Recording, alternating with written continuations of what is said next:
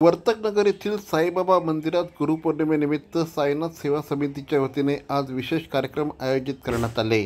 भक्तांचा ओघ लक्षणीय होता। पहाटेपासून मंदिरात काकड आरती, अभिषेक, गुरुपूजनाचे धार्मिक कार्यक्रम संपन्न झाले। मंदिर परिसर फुलांच्या सजावटीने उजळून निघालं होतं, तर संध्याकाळी साईबाबांची पालखी मिरवणूक काढण्यात येणार आहे। विविध कार्यक्रम श्री साईनाथ सेवा समितीच्या वतीने दरवर्षीप्रमाणे यावर्षी देखील नियोजित करण्यात आले असल्याची माहिती या निमित्ताने श्री मिलिंद नैबाळकर यांनी सांगितलं।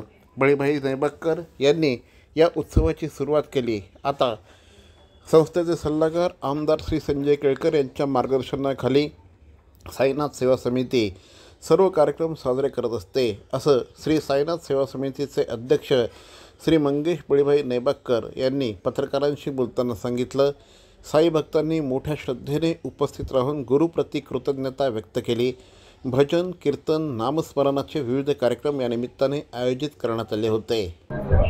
वर्तकनगर श्री साईनाथ सेवा समिती मध्ये आज गुरु पौर्णिमेनिमित्त संस्थेचे संस्थापक अध्यक्ष बळीराम नैबाळकर यांना अभिवादन करून आज सकाळपासूनच पहाटेपासून आज बाबांची पहिली काकड आरती झाली।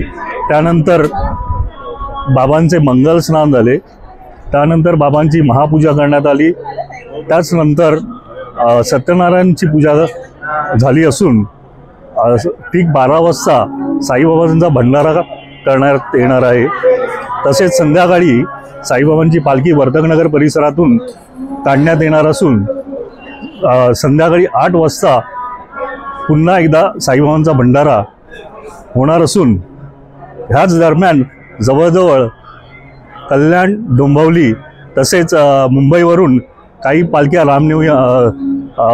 आज गुरुपौर्णिमेनिमित्त येणार असून या सर्व पालख्यांची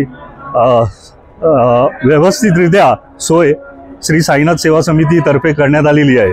अशा प्रकारे आजचा दिवस गुरुपौर्णिमेनिमित्त साजरा करण्यात येणार आहे।